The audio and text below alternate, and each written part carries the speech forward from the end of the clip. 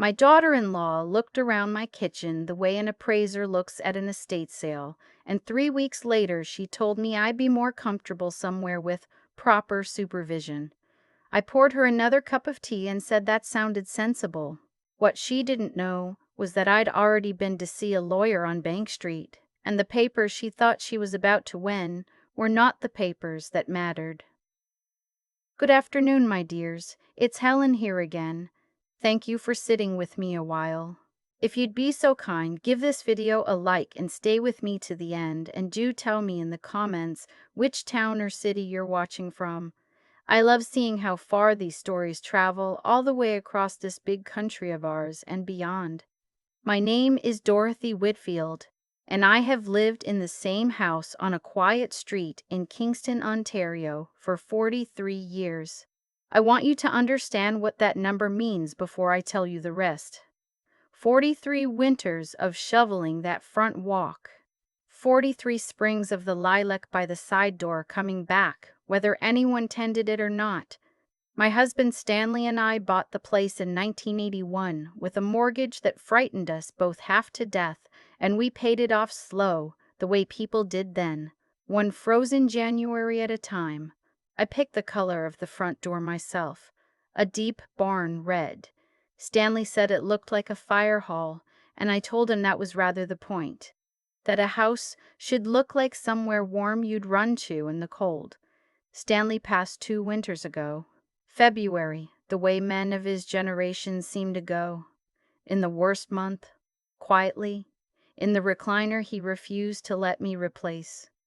I became a widow at 71, and the house became mine alone, not just in the way it had always felt mine, but on paper too. We'd owned it jointly all those years. After the funeral, once the casseroles stopped arriving and the cards stopped coming, I sorted the title properly through the lawyer who'd done Stanley's will. My name, and only my name, on everything. For the first while, my son was attentive in the way grown children get when grief is fresh and the guilt is still cheap. My son is named Calvin. He called on Sundays. He came at Thanksgiving and carved the turkey the way his father used to, badly, and I let him because some things you don't correct. His wife came too. I'll call her my daughter-in-law throughout, because frankly, her name has come to taste bitter in my mouth, and I'd rather not say it more than I must. She brought a store-bought pie that first Thanksgiving and praised my stuffing and ate none of it, and I noticed, the way you notice a draft in a room, without quite being able to point to where it comes in. The trouble started so gently, I mistook it for kindness. Sometime after the New Year, Calvin began asking about the house. Not how I was managing it, but what it was worth. Have you had it assessed lately, Mom? The market in this neighborhood has gone right through the roof. He'd say it the way a man says a thing he's practiced in the car on the way over. A place this size is an awful lot for one person to keep up. My daughter-in-law would nod along beside him with the careful enthusiasm of a woman who has rehearsed her nodding in a mirror. I answered him the way I've always answered everyone, which is plainly. I told him I was managing fine. Stanley's pension from the works, and my Canada pension, and the old age security between them, covered everything, and I'd put a little by besides. I told him the house was not a burden. It was the only place on earth that still felt like Stanley was in the next room. He didn't seem to hear that part. People hear what serves them, and let the rest go by. By late February, my daughter-in-law had started coming on every visit, and she had a way of moving through my rooms that set my teeth on edge.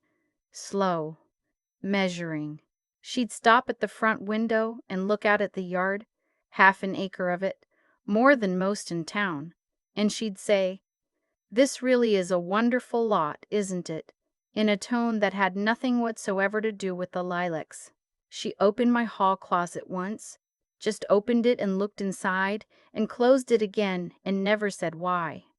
I felt, in my own home of 43 years, like a piece of furniture being looked over before an auction. I want to be fair, because being fair is the only way to tell a thing true. I told myself for weeks that they were only worried about me, that this was love wearing an awkward coat. Mothers do that. We make excuses for our children long past the age when the excuses fit. But there's a difference between a person who's worried about you and a person who's worried about what you're sitting on. And somewhere in those gray weeks, I stopped being able to pretend I couldn't tell them apart. Then came the Sunday in March that I'll carry with me the rest of my days. Calvin sat down at my kitchen table, the one Stanley built from a maple that came down in the ice storm of '98, and he told me he and his wife had been looking into things. That was how he put it. Looking into things. There was a lovely retirement residence out by the highway, he said. Riverbend something, with my own room and meals provided and nurses just down the hall.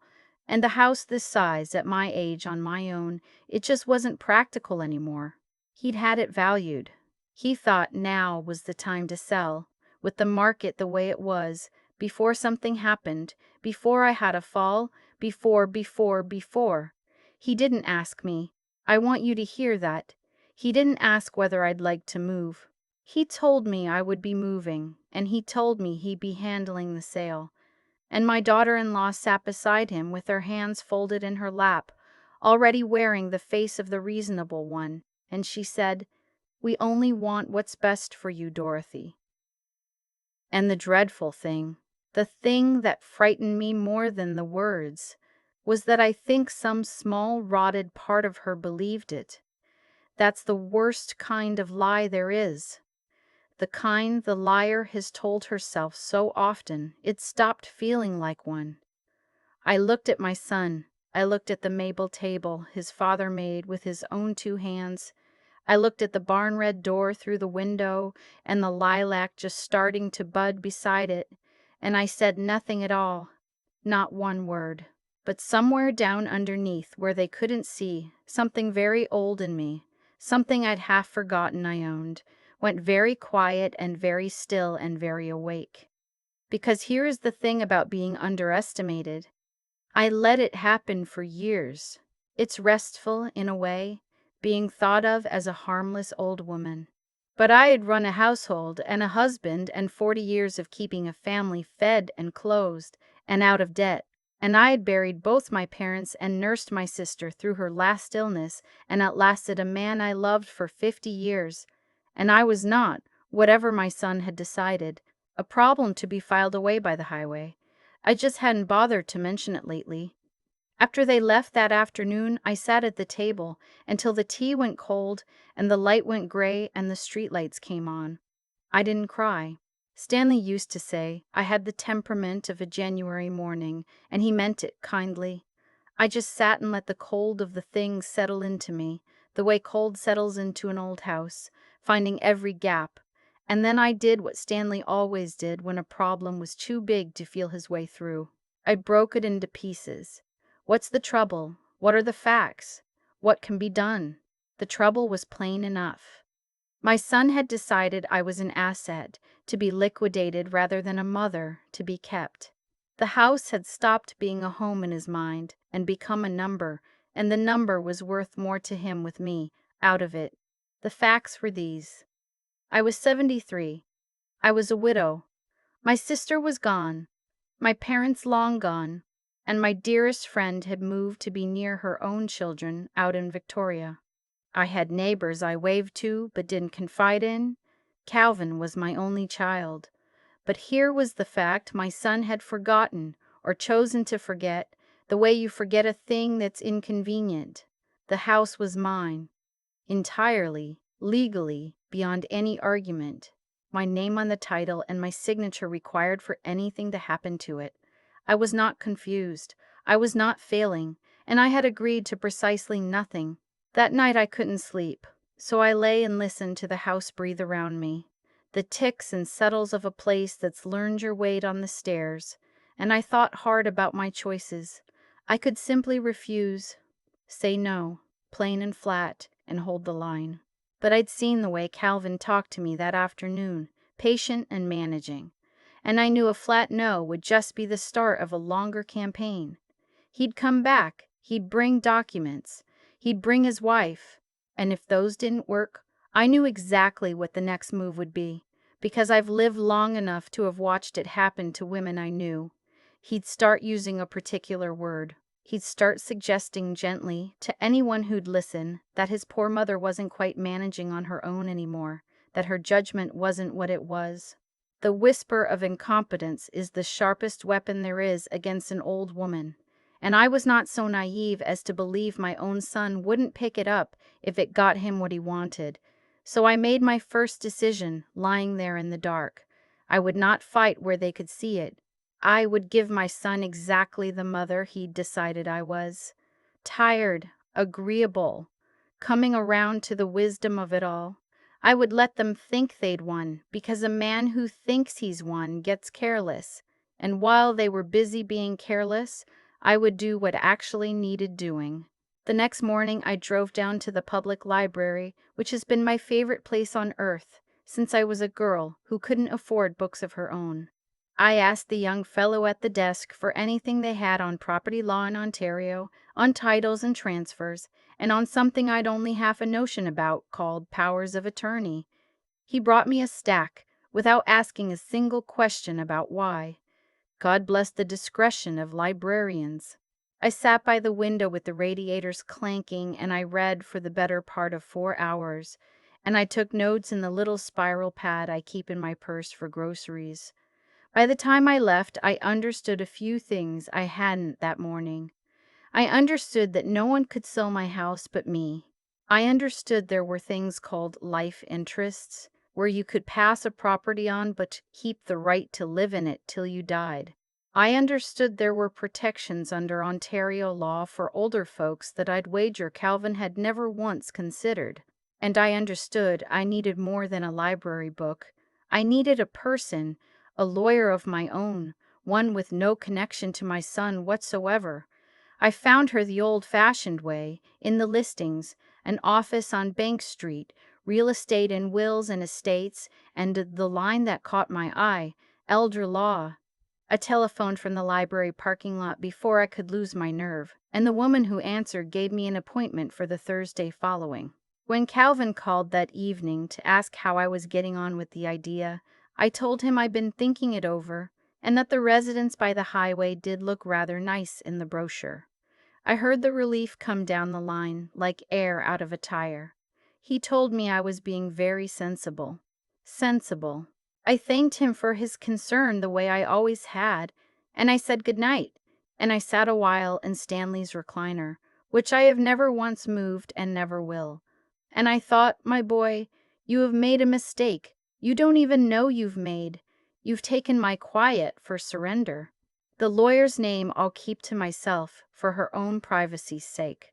But I'll tell you, she was somewhere in her 50s, small and sharp, with reading glasses on a chain and the manner of a woman who has sat across a desk from a great many frightened families and not lost her patience with any of them. She didn't speak to me slow and loud the way the young sometimes do, as though age were a kind of deafness. She spoke to me like a woman whose time was worth something and whose mind was entirely her own. I told her everything, Stanley's death and the title and the questions about the house and my daughter-in-law's measuring walk through my rooms and the Sunday at the maple table. I told her what I'd read at the library and what I feared and, most of all, what I meant to do. She let me finish without once cutting in. Then she set her pen down and said, "Mrs. Whitfield, you've come in here better prepared than half the people I see with law degrees of their own. Let me tell you exactly where you stand." Where I stood was this. Because the house was mine alone, my son had no power to sell it, list it, or transfer it without my signature. All his talk of arrangements and practicalities had not 1 ounce of legal weight. I could refuse, and there was nothing on earth he could do. But, she said, and this was the part I'd been turning over, simply refusing wasn't my only choice, and it might not be my best one. A flat refusal left the door open for him to come at me sideways with the capacity business. What would shut the whole thing down for good was to put the property somewhere he couldn't touch it at all, and to have proof in hand that my mind was sound. So that is what we did. Over the weeks that followed, while my son and his wife went on believing the whole matter was as good as settled. We moved the house into a trust. I won't pretend to be a lawyer about the particulars, but the short of it is that the property no longer belonged to Dorothy Whitfield, the woman. It belonged to a trust, with me as the one in charge of it for as long as I lived and breathed, and with the right to go on living in it written in plain ink. And the one who'd benefit from it after I was gone was named, and it was not my son. We put in a children's hospital foundation I'd given to for years, and a literacy program at the very library that had handed me my stack of books, and a fund for the SPCA because Stanley never met a stray he didn't feed. My lawyer added one more touch all her own, a clause that no sale of the property could go through without a confirmation letter from her office, filed days ahead, or no honest title company in the province would touch it. We filed the papers on a Wednesday, and by the time I left her office that day, my son could not have sold my house even with my own signature on a stack of documents, because my signature meant nothing anymore. The house wasn't mine to sell. It was the trust's, and the terms of that trust were known to two people on earth, my lawyer and me. But I want to tell you it wasn't all tidy paperwork and clever clauses, because that would be a lie, and I promised you the truth. The hard part wasn't the law. The hard part came the evening Calvin turned up at my door without calling, which he hadn't done in years. He came in with his coat still on, and he wasn't using the patient voice anymore. He was using the other one, the one I'd heard maybe a handful of times since he was a teenager who thought he'd been cheated of something he was owed. "Mom," he said, "I need you to tell me what's going on. Somebody saw your car parked outside a lawyer's office downtown. Why are you talking to a lawyer? If you've got questions, you come to me. You come to me." Of all the things said to me that spring, that's the one I'll remember longest. As though I were a child. As though questions about my own home or something my son ought to be managing on my behalf. My son, who was at that very moment trying to take it. I told him a little lie of my own. I told him I'd only wanted independent advice because the legal language confused me, and I wanted to be sure I understood what I'd be signing. I made my voice small. He didn't quite believe me. I could see it, but he couldn't afford not to either, because the only other explanation was that his mother was 3 steps ahead of him, and that was not a thing he'd left any room for.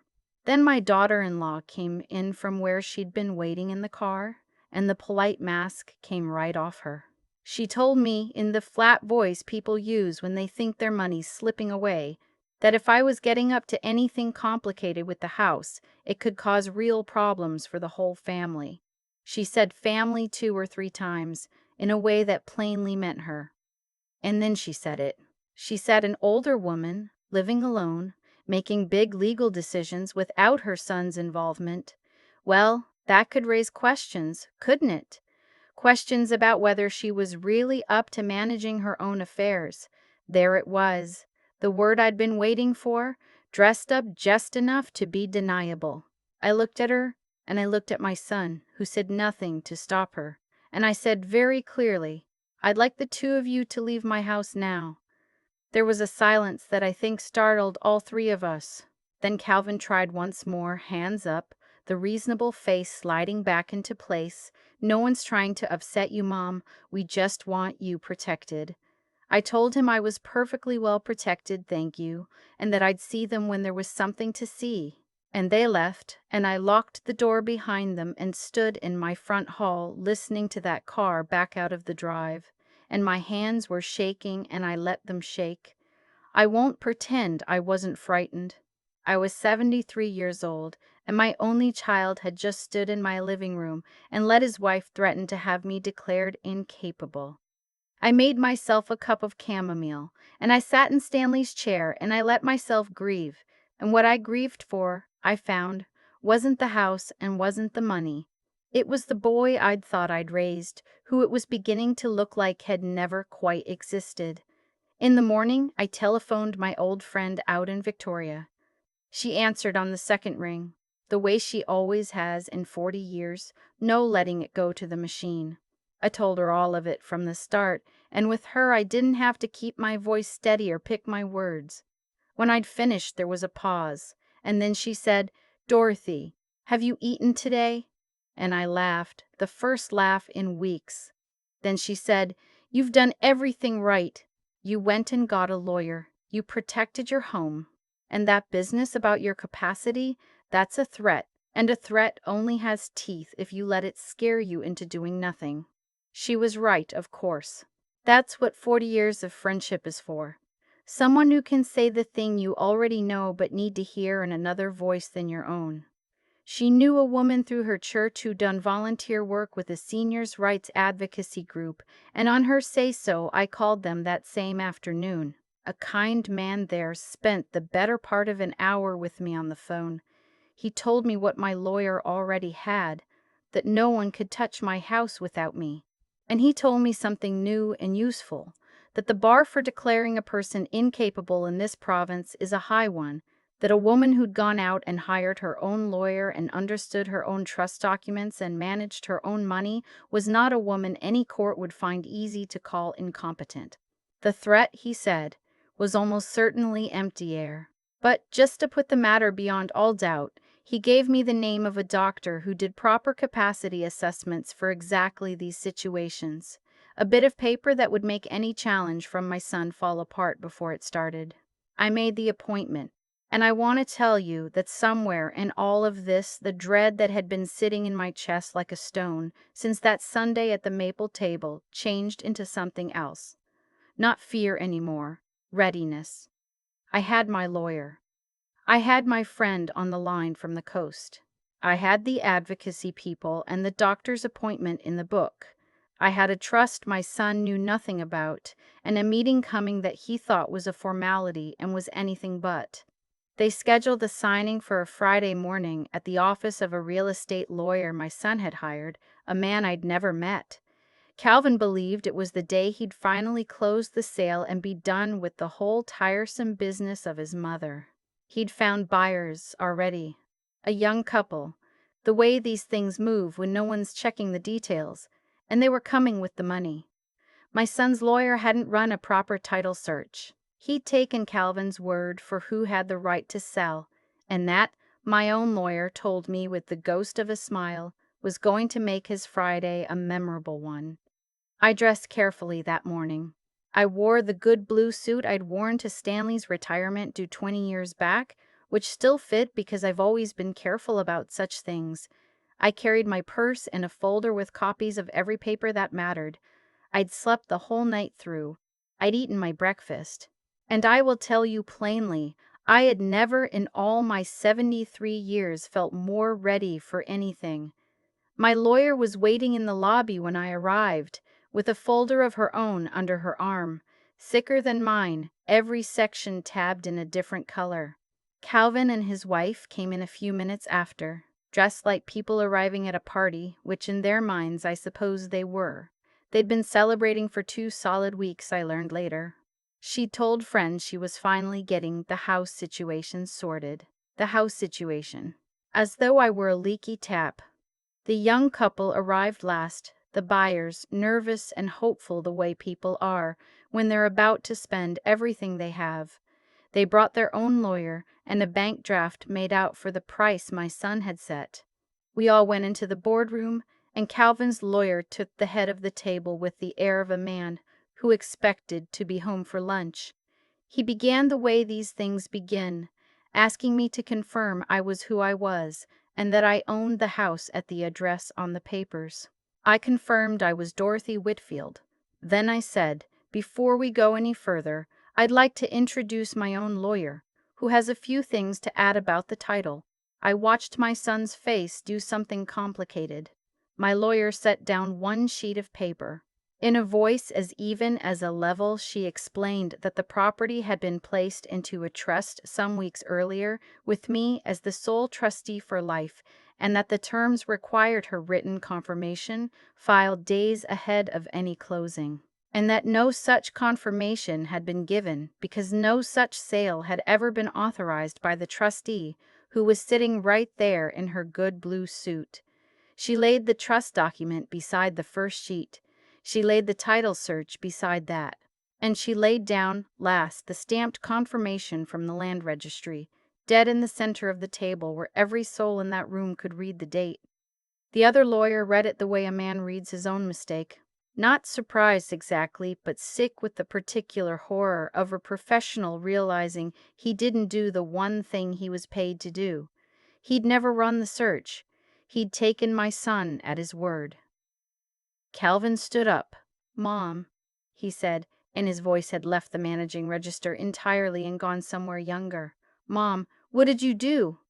"I protected my home," I said. "You didn't tell me." And do you know, I thought of him at 9 years old, the time he cracked the basement window with a hockey ball and hid the broken pane behind a sheet of cardboard for the better part of a week, hoping I wouldn't notice, wearing this exact same face when I finally did. Not sorry, just shocked to learn that the world keeps a record of things. My daughter-in-law's voice came sharp across the table. "Can this be contested?" My son's lawyer, already edging away from his own client the way they do, said the trust appeared properly made and filed, and the terms looked enforceable. "There must be something," she said. There was nothing. The young couple's lawyer leaned in and murmured to them, and the two of them stood, and they picked up their bank draft. And the young woman looked at me on her way out with an expression I've thought about many times since. Not anger, something more like recognition, as though somewhere in her own family there was a story not so far from mine. They left without a word, and the door clicked shut behind them, soft and final. "Calvin," I said, and my voice didn't shake at all, "the house is mine. It always was, and it stays mine for exactly as long as I choose to live in it. If you've questions about what becomes of it after I'm gone, I'd suggest you ask an estate lawyer of your own, not this one." His lawyer did not look up from his papers. I picked up my folder and my purse, and I thanked my own lawyer, and I walked out through that lobby and into the March morning, where the snowbanks were going gray and soft at the edges, and the air had that first thin smell of spring that we wait for half the year up here. I stood on the sidewalk a moment, just breathing. I hadn't known until then how much I'd been holding. My shoulders came down from around my ears for the first time in a month. Down the street, a city bus sighed at its stop, and a couple of pigeons squabbled on a ledge, and Kingston went about its ordinary Friday, not caring one way or another, and I stood in the middle of it, whole. He didn't call for 11 days. I spent them cleaning a house that didn't need cleaning, because I was the one who needed it. I washed every window. I finally painted the back bedroom that had wanted doing for 2 years. And behind the dresser, I shifted to reach the baseboard. I found a drawing Calvin had made when he was 7, a house with a red door and 3 stick people in the yard, and his name printed careful in the corner. I held it a long while. Then I put it back where it had been, behind the dresser, where it had waited 30-odd years without asking a thing of anyone. On the 12th day he called, and it was his real voice, the one I hadn't heard in months. He said he wanted to apologize. He said he'd behaved badly. I let him say the whole of it without jumping in to make it easier, because him saying all of it was part of what made it worth anything. Then I told him I believed he was sorry, and I told him that things had come true that spring about who he was and what he was willing to do to his own mother, that I could not unknow. He started to say something. I said, "I've changed my will. The trust stands. Whether your place and what I leave behind ever changes will be a matter of your own choices going forward, not my anger, because I'm not angry anymore, but I am clear." There was a long quiet. Then he asked in a small voice, "Are you going to the residence by the highway?" And I said, "No, my dear. I'm going to stay in my house. I'm going to plant something new along the side where the old lilac's getting leggy, and I'm going to live." He didn't answer right away. When he did, all he said was, "Okay, Mom." What happened to them after I'll tell you, because leaving it out would be its own kind of lie. They'd spent money they didn't have yet. There'd been a bigger place they meant to move into once mine sold, and a deposit lost when it didn't, and money borrowed from her parents against a house that never came. Her father, I heard by way of the long grapevine that runs through a city where families have lived 3 generations deep, was not a forgiving man about money lent on a sure thing that turned out not to be sure.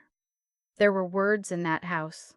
The loan was called back, and they scraped it together, and it showed in the small ways, the trip they didn't take, the second car given up. Calvin standing at his work took a quiet knock too. In the way these things do in a town where everyone knows everyone, he didn't lose anything you could point to. He just lost the smooth, certain way he'd always had of moving through the world, the way of a man who's always got what he wanted. There's a crack in that now. I've seen it the few times we've spoken since. He came by alone in June. His wife didn't come, which told me a good deal about how things stood between them. He sat at the maple table his father built, and for once he didn't try to manage the conversation at all. He just talked and stopped and started again, the way people do when they actually mean it. He told me he'd been thinking about his dad. He told me he didn't much like the man he'd been turning into without ever quite noticing it happen. That part I believed. I think some people slide into greed the way others slide into a stoop, a little at a time, never catching it until someone holds up a glass and makes them look. We sat 2 hours. Nothing got fixed and everything got said, which is sometimes the closest to fixed a thing ever comes. I've done some living since, nothing dramatic. I drove down to a little inn in Prince Edward County in the fall. Wine country now, though in my day it was just farms, and I sat by the water one evening and watched the light go gold and felt, for the first time in longer than I could say, simply where I was and nowhere else. I joined a watercolor class at the senior center on Tuesday nights, and am no good at it, and I love it anyway, and the woman who runs it has become, without either of us quite deciding it, one of the people I count as mine. My friend out in Victoria calls on Sundays now, instead of waiting for me to call her. A small thing that means more than I can easily put words to. The lilac, I'll have you know, I left right where it is. Leggy and stubborn and 40 years old and still throwing out blooms every May like it's got something to prove. I planted a young one beside it, the same variety, so that when the old one finally gives out, there'll be something already there to take its place. I have my coffee on the side step in the mornings warm enough for it, and I look at the two of them, the old and the new, growing up together, and I don't try too hard to think about why that pleases me as much as it does. Some things don't need explaining to be true. So that's the story of the spring I nearly lost my home and didn't. Here's what I knew before and know far better now. Being loved by your children is not a debt you owe them your whole life back. And keeping quiet is not the same as saying yes. A woman who isn't speaking isn't always a woman who's agreed. Sometimes she's just a woman who's thinking and counting and deciding what she's going to do. If there's someone in your life who's ever mistaken your patience for giving up, I hope you'll remember an old woman in Kingston in her good blue suit. Patience, my dears, can be a kind of preparation, all dressed up to look like nothing at all. So tell me, what would you have done in my place? Would you have fought it out in the open, or found a quieter way round? I'd truly like to know, and I think some of you watching understand this particular sort of hurt better than you'd ever have wished to. Leave it down below and tell me where you're watching from. And if this story meant something to you, stay with me. There's more to come. Thank you truly for keeping an old woman company. The thing I keep coming back to, all these months later, is how quietly it all happened. There was never a single moment you could point to and say, "There, that's where my son decided to do it." Calvin didn't wake up one morning a different man. He drifted into it, the way I told him at the maple table that June, a little at a time, the way a person drifts into a stoop without ever feeling themselves bend. And that's the part I want you to carry away with you, more than the trust or the blue suit, or the look on his lawyer's face. Greed is rarely a thunderclap. It's a slow erosion, and the only defense against it is to keep checking yourself in the glass while you still can. I've thought a good deal about why things landed the way they did, and I don't believe it was luck. When Calvin and his wife sat in my living room and decided I was a problem to be filed away by the highway, they were counting on three things being absent in me, and they were wrong on all three. They thought I had no firmness left, that an old widow wouldn't have the spine to stand against her only child. They thought I had no cleverness left, that I wouldn't know a life interest from a hole in the ground. And they thought I had no goodness left worth protecting, that I'd simply hand over what was mine to keep the peace. But I'd spent 73 years quietly building exactly those things, and they don't leave you just because your hair goes white. The firmness was the hardest. It would have been so much easier to sign, to be agreeable, to let myself be moved like a sideboard. Standing my ground meant grieving the son I thought I'd raised, and there's no harder grief than that. But I have learned that doing the decent thing and doing the easy thing are almost never the same thing. And when they part ways, you follow the decent one even when it costs you. The cleverness. I'll be honest. I'd let go Rusty. I'd gotten used to being thought of as harmless, and there's a comfort in that I had to give up. Sitting in that library for 4 hours, taking notes in my grocery pad, I felt my own mind wake up again. And I'll tell you, that waking was almost worth the whole ordeal. And the goodness, the part I'm proudest of, was that I never once let it curdle into cruelty. I could have cut Calvin out entirely and slammed the door. Instead, I left it open a crack, his place in what I leave behind a matter of his own choices, not my spite. Bitterness would have been the easy revenge. I chose the harder kindness, and I sleep better for it. So if you're watching this and someone has mistaken your quiet for surrender, I hope you'll remember an old woman in Kingston who decided she was worth defending. Keep your nerve, keep your wits about you, and keep your heart from going hard, even toward the ones who wronged you. Those three together will carry you through almost anything this life sees fit to send.